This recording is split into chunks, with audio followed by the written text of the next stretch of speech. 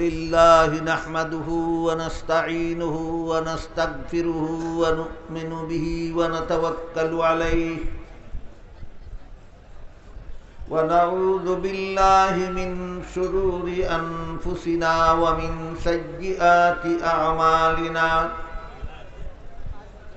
من يهده الله فلا مضل له ومن يضلله فلا هادي له ونشهد أن لا إله إلا الله وحده لا شريك له ونشهد أن سيدنا ونبينا ومولانا محمدا عبده ورسوله صلى الله تعالى عليه وعلى آله وأصحابه وبارك وسلم أما بعد فأعوذ بالله من الشيطان الرجيم بسم الله الرحمن الرحيم وإذ ابتلى إبراهيم ربه بكلمات فأتمهن قال إني جاعلك للناس إماما قال ومن ذريتي قال لا ينال عهد الظالمين بارك الله لنا ولكم في القرآن العظيم ونفعنا وإياكم بالآيات والذكر الحكيم हजरत उलमाए किराम मुहतरम हाजिरीन एलाकार सर्वस्तरेर मुसलमान भाइयेरा आमार ओ आमार पर्दानिशीन मा ओ बोनेरा पवित्र कुरानेर जे आयात आमी आपनादेर सामने तिलावत करेছি ताते आल्लाह बोलेन स्मरण करो तखनकार घटना যখন আল্লাহ ইব্রাহিম আলাইহিস সালামকে কতগুলি কঠিন পরীক্ষা নিয়েছিলেন অসাধারণ কঠিন পরীক্ষা এর মধ্যে একটা পরীক্ষা ছিল নমরুদ কর্তৃক জ্বলন্ত অগ্নিকুণ্ডে নিক্ষেপ করার পরীক্ষা আর একটা ছিল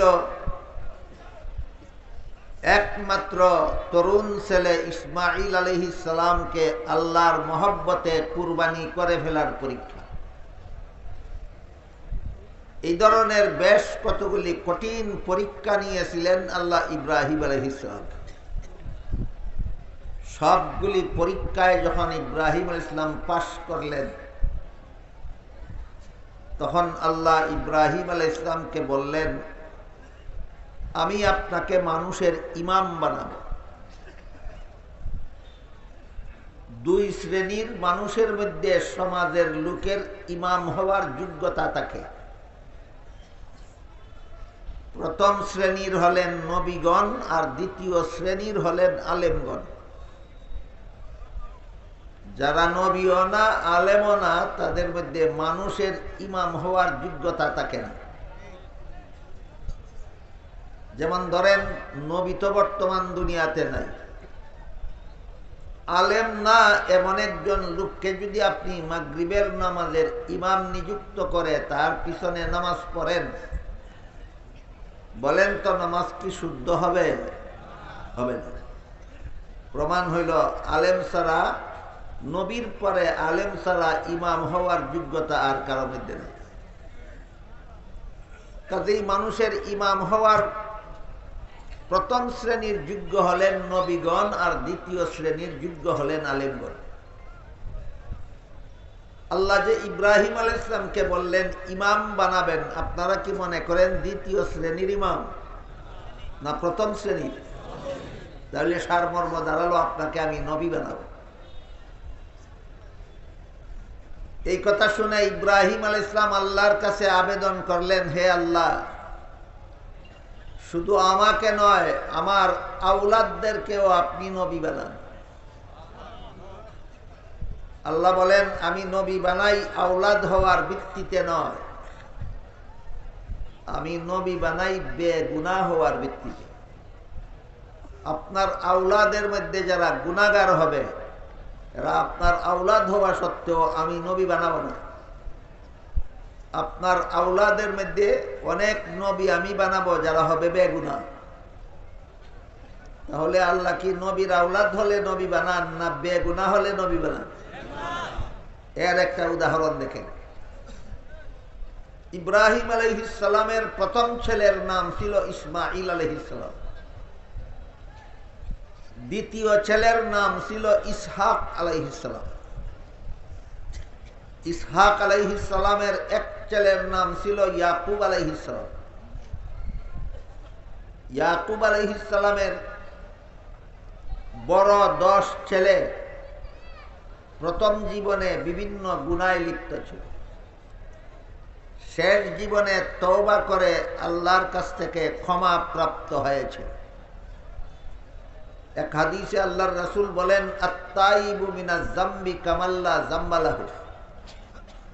কোন গুনাহগার যদি যথারীতি তওবা করে গুনাহ ছেড়ে দেয়, তাহলে আল্লাহ তার সবগুলি গুনাহ মুছে ফেলেন, আবার সে বেগুনাহ হয়ে যায়। এমন বেগুনাহ নবী হওয়ার জন্য যথেষ্ট নয়। যারা আগে গুনাহ করেছিল তওবা করে গুনাহ মাফ করিয়ে বেগুনাহ হয়েছে, এমন বেগুনাহ নবী হওয়ার জন্য যথেষ্ট নয়। তাই আল্লাহ ইয়াকুব আলাইহিস সালামের বড় 10 ছেলে শেষ জীবনে তওবা করে গুনাহ মাফ করালেও আল্লাহ তাদের কাউকে নবী বানাননি, যেহেতু প্রথম জীবনে গুনাহ করেছে। কিন্তু ইয়াকুব আলাইহিস সালামের 11 নম্বর ছেলে ছিলেন ইউসুফ আলাইহিস সালাম। তিনি জীবনের শুরু থেকে শেষ পর্যন্ত ছিলেন বেগুনাহ। তাই আল্লাহ ইউসুফ আলাইহিস সালামকে নবী বানালেন। ঘটনা বুঝে থাকলে বলুন, বড় 10 ছেলেকে নবী বানালেন না কেন? কোনো না কোনো সময় গুনাহ করেছে। ইউসুফ আলাইহিস সালামকে নবী বানালেন কেন? জীবনে কোনোদিন গুনাহ করেন। কাজেই আল্লাহ যে ঘোষণা দিলেন, লা ইয়ানালু আহদিজ জালিমিন, গুনাহগারদেরকে আমি নবী বানাই না। এটা হলো সমস্ত নবী রাসূলগণের জন্য আল্লাহর পক্ষ থেকে একটা সার্বজনীন মূলনীতি। এই মূলনীতির থেকে কোনো নবী বাদ পারেন না। সমস্ত নবীগণ আজীবন বেগুনাহ। অথচ আমাদের মুসলমান সমাজে ফাঁকে ফুঁকে এমন কিছু স্বঘোষিত পণ্ডিত, স্বঘোষিত আমির পাওয়া যায়, যারা বিভিন্ন নবীর জীবনের বিভিন্ন ঘটনাকে মন গড়া ব্যাখ্যা করে তারা নবীগণকে গুনাহগার সাজায়।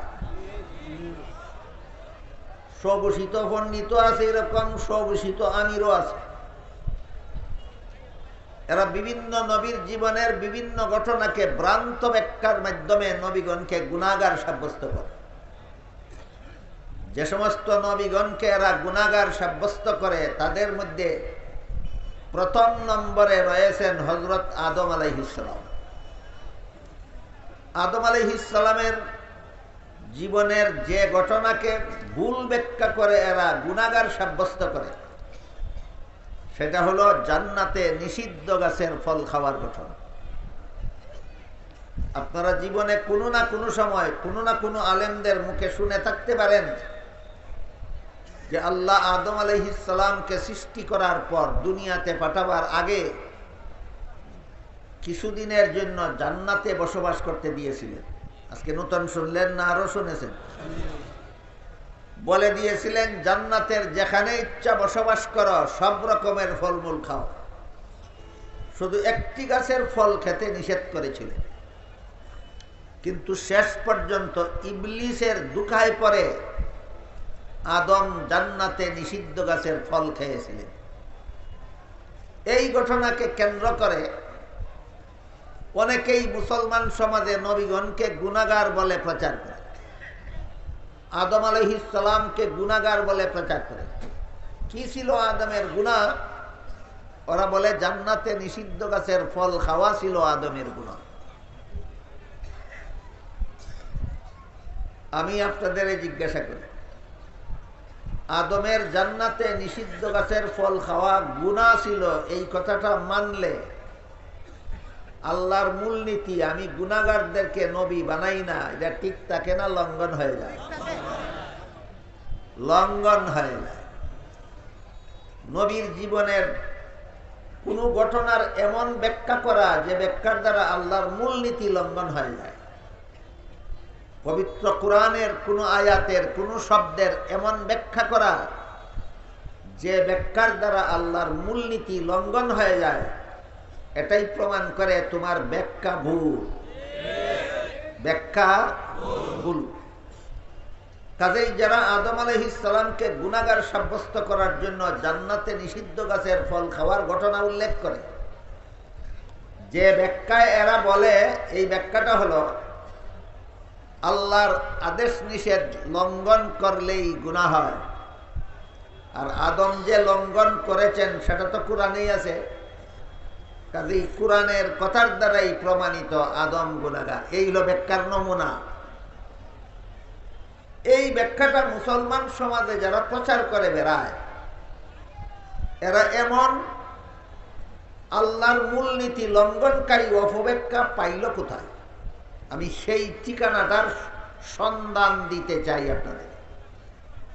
কিছু নামদারি মুসলমান যারা আদমের নিষিদ্ধ গাছের ফল খাওয়াকে এমনভাবে ব্যাখ্যা করে যে ব্যাখ্যার দ্বারা আদম গুনাহগার সাব্যস্ত হন, এমন ব্যাখ্যা পাইল কোথায়? ওই ঠিকানাটা আমি আপনাদের দিতে চাই। এবার ঠিকানাটা শুনুন। বাংলাদেশের বাংলা ভাষাভাষী একদল খ্রিস্টান, এদের লিখিত একটা বইয়ের নাম কোরআনের আলোকে বেহেশতে যাওয়ার পথ। এই বইয়ে খ্রিস্টানেরা লিখেছে প্রথম মানুষ আদম প্রথম পাপিষ্ট। আদম কি শুধু প্রথম মানুষ না প্রথম নবীও? প্রথম নবী আদম প্রথম পাপিষ্ট। তারা লেখে বইয়ের মধ্যে কি ছিল আদমের পাপ? লেখেছে জান্নাতে নিষিদ্ধ গাছের ফল খাওয়া ছিল আদমের পাপ। তাইলে জান্নাতে নিষিদ্ধ গাছের ফল খাওয়াকে আদমের গুনাহ সাব্যস্ত করা, এটা ইসলামী আকীদা না খ্রিস্টানি আকীদা? কাজেই যারা এইভাবে কোন নবীর জীবনের কোন ঘটনাকে ভ্রান্ত ব্যাখ্যার মাধ্যমে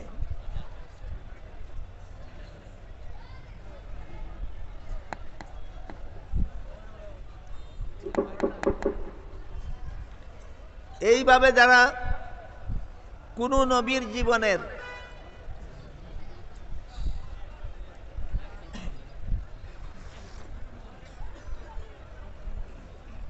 একটা কথা আমি বারবার পরীক্ষা করে দেখেছি, শয়তানে যখন দেখে মানুষ কোরআন হাদিসের কথা বুঝে ফেলতেছে, তখন আর কোনো সুযোগ না পাইলে মাইকের গারো সোয়ার হয়।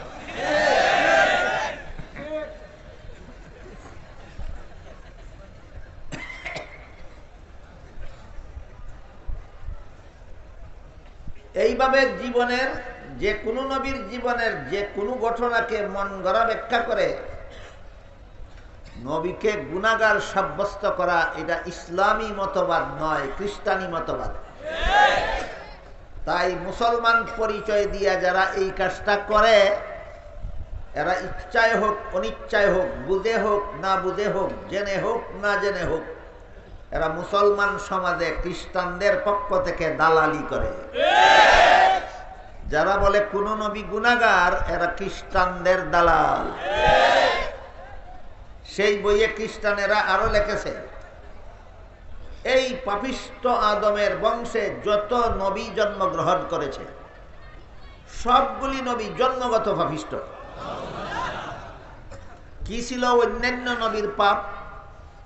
লেখে পাপিষ্ঠ আদমের বংশে জন্ম হওয়াটাই তাদের পাপ। এরপরে সেই বইয়ে লেখে শেষ পর্যন্ত আল্লাহ একজন নবীকে নিষ্পাপ বানাবার জন্য আর পাপিষ্ঠ আদমের বংশে জন্ম না দিয়া আল্লাহ নিজের ঔরসে জন্ম দিলেন। ইনি হলেন হযরত ঈসা আলাইহিস সালাম। শুধু ঈসা নবী বেগুনাহ আল্লাহর ঘরে জন্ম হওয়ার কারণে।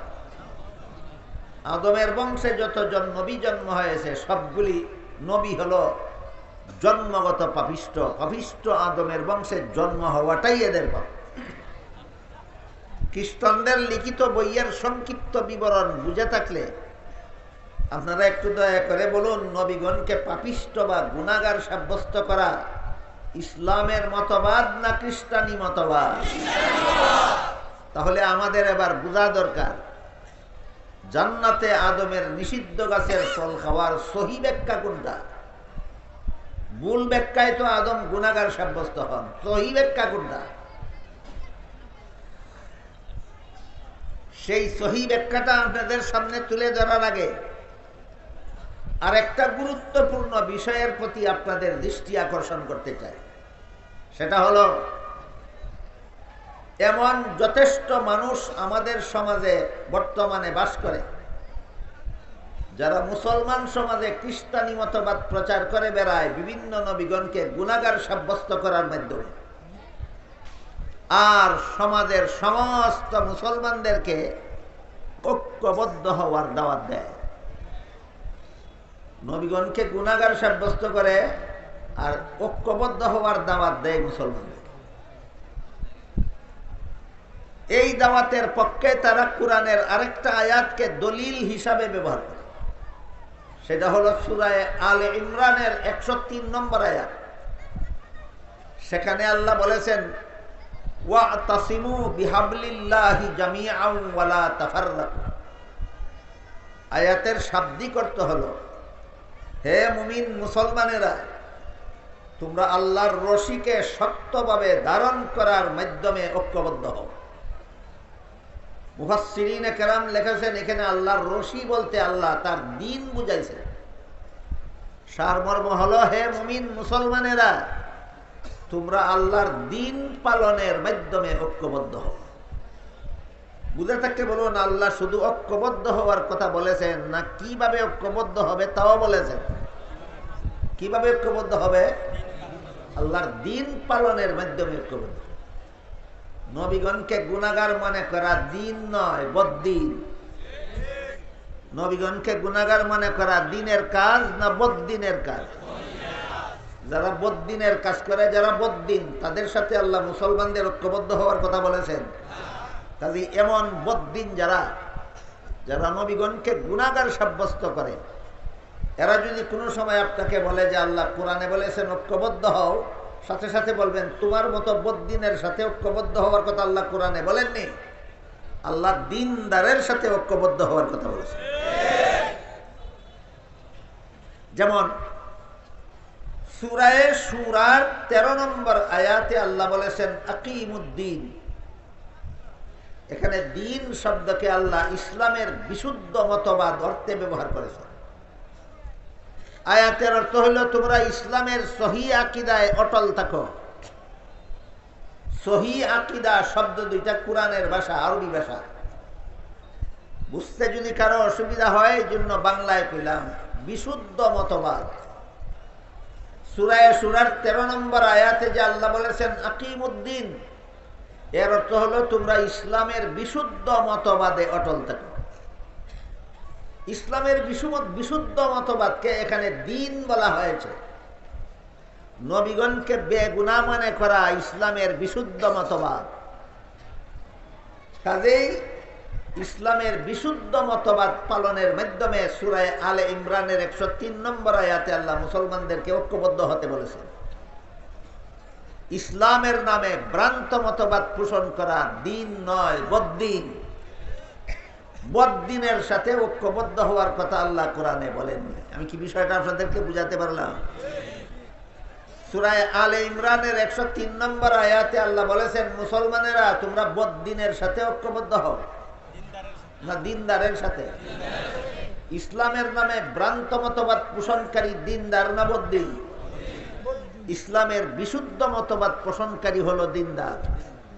তাই আল্লাহ কোরআনে দিনদারের সাথে ঐক্যবদ্ধ হওয়ার কথা বলেছেন, বদ্দিনের সাথে নয়। এই কথাটা এই মুহূর্তেই সমস্ত মুসলমানের জানা এবং বোঝা দরকার। আন্দোলন শুরু হয়ে গেছে বাংলাদেশে, সরল মুসলমানদেরকে ঐক্যের নামে ধোঁকা দিয়া বদ্দিনের পাল্লা ভারী করার আন্দোলন। এই জন্য এখনোই সতর্ক হওয়ার সময়। আল্লাহ কোরআনে মুসলমানকে কোনো বদ্দিনের সাথে ঐক্যবদ্ধ হওয়ার কথা বলেননি, দিনদারের সাথে ঐক্যবদ্ধ হতে বলেছেন। তাহলে নবীগণকে গুনাহগার মনে করা দিনদারের কাজ না বদ্দিনের কাজ? এদের সাথে কোনো মুসলমানকে ঐক্যবদ্ধ হতে আল্লাহ বলেন। যারা নবীগণকে বেগুনাহ মনে করেন, এটা হলো ইসলামের বিশুদ্ধ মতবাদ, এটা মেনে নিয়ে আল্লাহ মুসলমানকে ঐক্যবদ্ধ হতে বলেছে। এবার আমরা বোঝার চেষ্টা করব, জান্নাতে আদমের নিষিদ্ধ গাছের ফল খাওয়ার সহি ব্যাখ্যা কি? যারা ভ্রান্ত ব্যাখ্যা করে তারা বলে আল্লাহর আদেশ নিষেধ লঙ্ঘন করলেই গুনাহ হয়, আর আদম তো লঙ্ঘন করলেন বলে কোরআনেই আছে, কাজেই কোরআনের দ্বারাই প্রমাণিত আদম গুনাহগার। এগুলো তাদের ভ্রান্ত ব্যাখ্যা, এটা বিশুদ্ধ ব্যাখ্যা নয়। বিগত 1300 বছরের ভিতরে হকপন্থী মুফাসসিরিনে কেরাম, সঠিকপন্থী মুফাসসিরিনে কেরাম, হক্কানি মুফাসসিরিনে কেরাম, আহলে সুন্নাত ওয়াল জামাতের মুফাসসিরিনে কেরাম যত তাফসীরের কিতাব লিখেছে, সবগুলি তাফসীরের কিতাবে জান্নাতে আদমের নিষিদ্ধ গাছের ফল খাওয়ার সহি ব্যাখ্যা অনেকগুলি লেখা আছে, একটা দুইটা নয়, অনেকগুলি। বুঝে থাকলে বলুন, সহি তাফসীরের কিতাবে আদমের নিষিদ্ধ গাছের ফল খাওয়ার সহি ব্যাখ্যা লেখা আছে কিনা? একটা না কয়েকটা? কয়েকটা। এর মধ্যে এক দুইটা ব্যাখ্যা আমি আপনাদের একটু শোনাবার চেষ্টা করি। মানুষের জীবনে কোনো কাজে সওয়াব হয়, কোনো কাজে গুনাহ হয়, দুনিয়ার জীবনে, জান্নাতি জীবনে নয়। মানুষের কোনো কাজে সওয়াব হয়, কোনো কাজে গুনাহ হয় কোন জীবনে? জান্নাতি জীবনের কোনো কাজে সওয়াব নাই, গুনাহ নাই।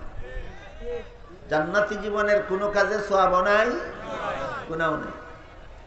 এবার বলুন, আদম নিষিদ্ধ গাছের ফল খেয়েছিলেন কোন জীবনে? এর সাথে সওয়াবেরও কোনো সম্পর্ক নাই, গুনাহেরও কোনো সম্পর্ক নাই। এই ব্যাখ্যাটা মেনে নিলে আল্লাহর মূল নীতি লঙ্ঘন হয় না বহাল থাকে? প্রমাণ হইল ব্যাখ্যাটা শুদ্ধ। কোরআনের যে শব্দের ব্যাখ্যার দ্বারা আল্লাহর মূল নীতি বহাল থাকে, নবীগণের জীবনের যে অংশের যে ব্যাখ্যার দ্বারা আল্লাহর ঘোষিত মূল নীতি বহাল থাকে, সেই ব্যাখ্যা শুদ্ধ। যে ব্যাখ্যার দ্বারা আল্লাহর নির্ধারিত মূল নীতি লঙ্ঘন হয়, সেটাই ভ্রান্ত ব্যাখ্যা। গেল জান্নাতে আদমের নিষিদ্ধ গাছের ফল খাওয়ার একটা সহি ব্যাখ্যা কি? যে মানুষের কোনো কাজে সওয়াব হয়, কোনো কাজে গুনাহ হয়, জান্নাতি জীবনে নয়। এটা দুনিয়ার জীবনের বৈশিষ্ট্য। দুনিয়ার জীবনে কোনো কাজে গুনাহ আছে, কোনো কাজে সওয়াব আছে। জান্নাতি জীবনের কোনো কাজে সওয়াব নাই, গুনাহ নাই। কাজেই আদম যেহেতু জান্নাতি জীবনে নিষিদ্ধ গাছের ফল খেয়েছেন, এর সাথে সওয়াবেরও কোনো সম্পর্ক নাই, গুনাহেরও কোনো সম্পর্ক নাই। এই কথাটা বললেই যারা বলে নবী গুনাহ করেছেন, আদম নবী নিষিদ্ধ গাছের ফল খেয়ে গুনাহ করেছেন, এক সভায় আমি কথাটা বলেছিলাম, এক পণ্ডিতে আমার কাছে লিখিত প্রশ্ন পাঠাইয়া দিয়েছে। প্রশ্নে লিখেছে, জান্নাতে নিষিদ্ধ গাছের ফল খাওয়া যদি গুনাহ না হইয়া থাকে, তাহলে আল্লাহ আদমকে জান্নাত থেকে বের করলেন কেন? বান্দরে কয় কি দেখেন, জান্নাতে আদমের নিষিদ্ধ গাছের ফল খাওয়া গুনাহ না হয়ে থাকলে আল্লাহ তাকে জান্নাত থেকে বের করলেন কেন? আমি জবাব দেওয়ার আগে আপনাদের জিজ্ঞাসা করি, একজন রোজাদার দিনের বেলায় জোহরের নামাজ পড়ার জন্য ওযু করতেছিল, অজু করতে গিয়া মুখে যখন পানি দিল কুলি করতে, তখন তার অনিচ্ছাবশত এক ফোঁটা পানি পেটে চলে গেছে। বলেন কি পরিমাণ গুনাহ হবে? হ্যাঁ, এখানে যদি বান্দরে হয় গুনাহ না হইলে কাজা করবে কেন? এই প্রশ্নের যেই জবাব, গুনাহ না হইলে আদম জান্নাত থেকে বের হইয়া দুনিয়াতে আসবে কেন, ওই প্রশ্নের সেই জবাব। বুঝাতে পারলাম?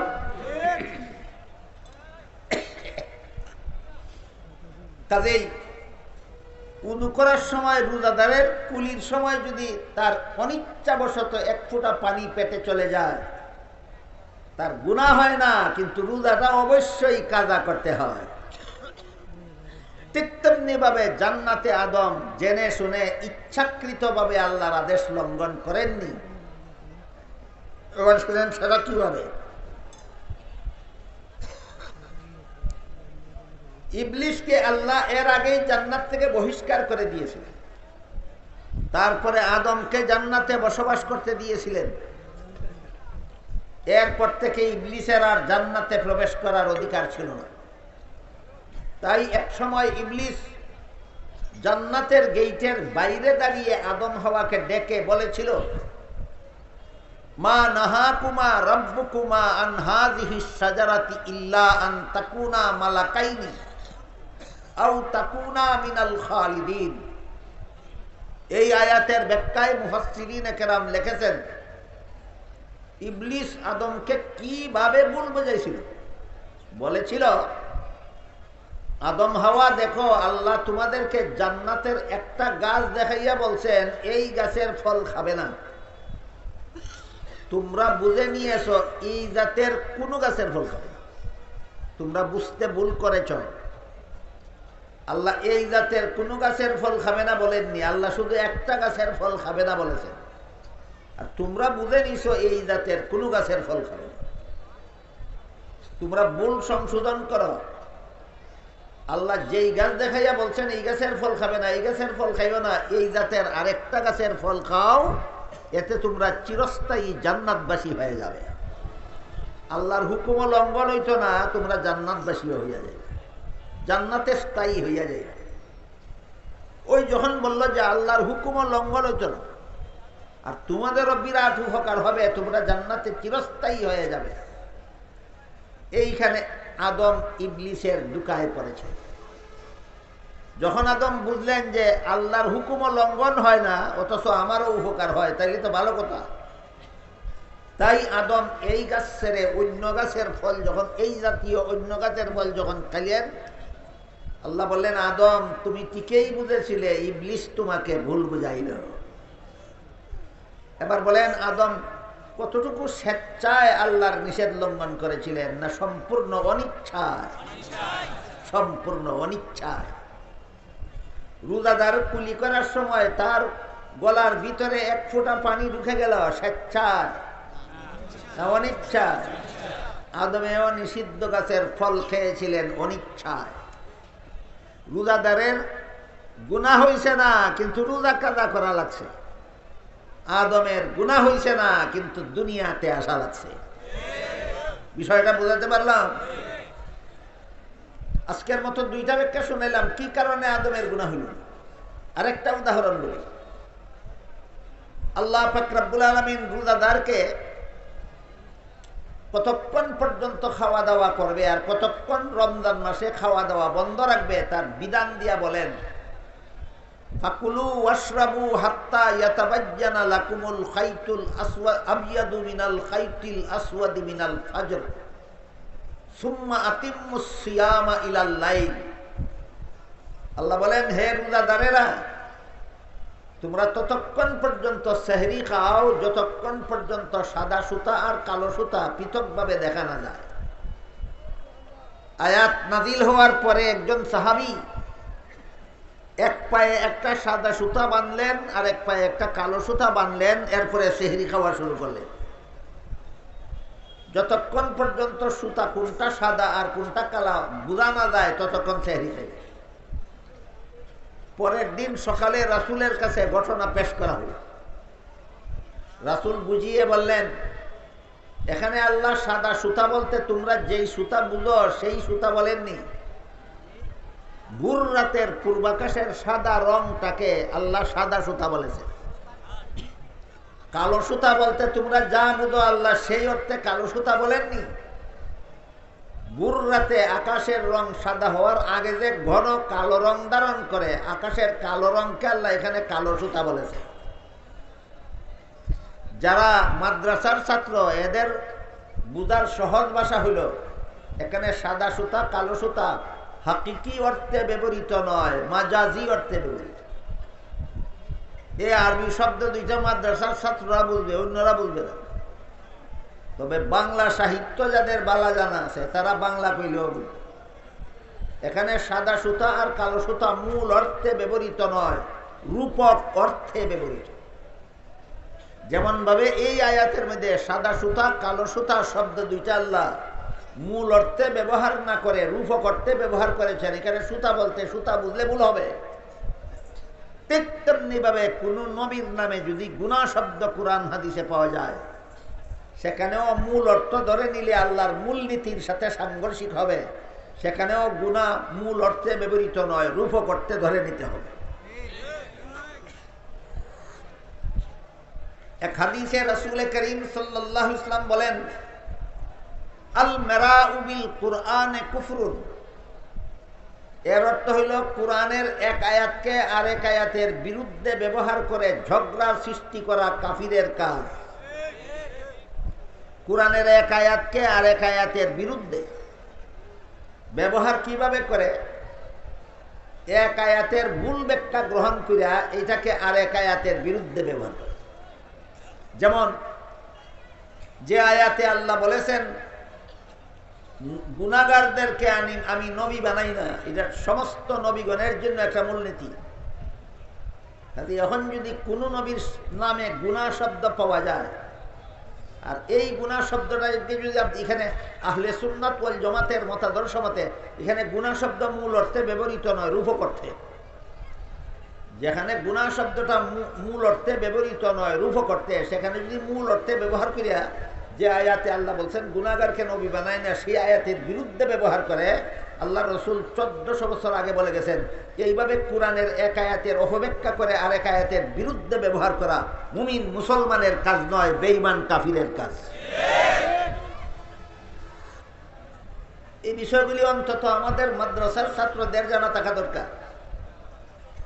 কোরআনের কোন আয়াতে যদি কোন নবীর নামে গুনাহ শব্দ ব্যবহৃত হয় আর এটারে গুনাহ শব্দের মূল অর্থে আপনি গ্রহণ করেন, তাহলে আল্লাহর সামগ্রিক মূলনীতি সম্বলিত আয়াতের বিরুদ্ধে যাবে। এইভাবে এক আয়াতকে আর এক আয়াতের বিরুদ্ধে ব্যবহার করা রাসূল বলে গেছেন মুমিন মুসলমানের কাজ নয়, বেদিন কাফিরের কাজ।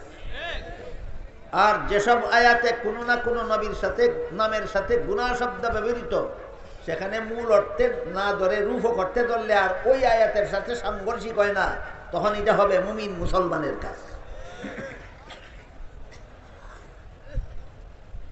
আরেকটা উদাহরণ দিচ্ছি শুনুন। আল্লাহ পাক রব্বুল আলামিন বলেন সুম্মা আতিম্মুস সিয়ামা ইলাল লাইল, সুবে সাদিকের পূর্ব পর্যন্ত সেহরি খাও, সুবে সাদিকের পর থেকে খানা পিনা বন্ধ করো, সূর্য অস্ত যাওয়া পর্যন্ত খানা পিনা বন্ধ রাখো। তাইলে সুবে সাদিকের পর থেকে সূর্য অস্ত যাওয়া পর্যন্ত রোজাদার খানা পিনা করবে না বন্ধ রাখবে? এটা আল্লাহর বিধান। কিন্তু কোন রোজাদার যদি নিজের রোজার কথা ভুলে গিয়ে খেয়েই ফেলে, হয় না এরকম পয়লা 2-4 রোজার মধ্যে হয় প্রথম দিন রোজা রাখছে মানে নাই অন্য দিনের মতো দুপুরের সময় খানা খাইয়া ফেলেছে। কারো মাসালা জানা থাকলে বলুন কি পরিমাণ গুনাহ হয়েছে তার? বিন্দু মাত্রও না। এখনো তো ওই বান্দরে কইব গুনাহ না হইয়া থাকলে কাজা করতে হবে কেন? গুনাহ হইছে না কিন্তু কাজা করতে হবে। আল্লাহ আদমের নিষিদ্ধ গাছের ফল খাওয়া সম্পর্কে বলেন ফানাসিয়া আদম, আদম ভুলে গেল। আদম জান্নাতে নিষিদ্ধ গাছের ফল জেনে শুনে খাননি, ভুলে গিয়ে খেয়েছেন। গুনাহ হয় নাই কিন্তু দুনিয়াতে আসতে হয়েছে। বলেন কোন রোজাদারে যদি রোজার কথা ভুলে গিয়ে দিনের বেলায় খানাফিনা করে ফেলে গুনাহ হয়? গুনাহ না হইলে কাজা করবে কেন? এই প্রশ্নের যেই জবাব, আদম ভুলে গিয়ে নিষিদ্ধ গাছের ফল খেয়েছিলেন, গুনাহ না হয়ে থাকলে দুনিয়াতে আসলেন কেন? ওই প্রশ্নের সেই জবাব। ক্লিয়ার হয়েছে কিনা? এই জন্য আমি আসন্ন একটা পরিস্থিতি দেশের সামনে নিয়ে কথাগুলি আপনাদের সামনে তুলে ধরেছি। এর সারমর্ম হল, কোন নবীকে গুনাহগার সাব্যস্ত করা দিনদারের কাজ নয়, বদ্দিনের কাজ। আর আল্লাহ যে কোরআনে বলেছেন মুসলমান ঐক্যবদ্ধ হও, বদ্দিনের সাথে নয়, দিনদারের সাথে ঐক্যবদ্ধ হও। কাজেই নবীগণকে যারা গুনাহগার মনে করে এরা বদ্দিন, এদের সাথে মুসলমানদের ঐক্যবদ্ধ হওয়ার কথা আল্লাহ কোরআনে বলেননি। এমন বদ্দিন যদি কখনো আপনাদেরকে বলে আসুন আল্লাহর কোরআনের নির্দেশ মতো ঐক্যবদ্ধ হয়ে যায়, পরিষ্কার করে বলে দিবেন নবীগণকে গুনাহগার মনে করা দিনদারের কাজ নয়, বদ্দিনের কাজ। আল্লাহ কোরআনে বদ্দিনের সাথে ঐক্যবদ্ধ হতে বলেননি, আল্লাহ কোরআনে দিনদারের সাথে ঐক্যবদ্ধ হতে বলেছে। আল্লাহ আপনাদের আমাদের সবাইকে দিন আর বদ্দিন, দিনদার আর বদ্দিনদার বুঝে শুনে এর মধ্যকার পার্থক্য বজায় রেখে বদ্দিনের পথ ছেড়ে দিয়ে দিনদারের পথে জীবনযাপন করার তৌফিক দান করুন। সবাই বলুন আমিন। সুবহানা রাব্বিকা রাব্বিল ইজ্জাতি আম্মা ইয়াসিফুন ওয়া সালামুন আলাল মুরসালিন ওয়ালহামদুলিল্লাহি রাব্বিল আলামিন।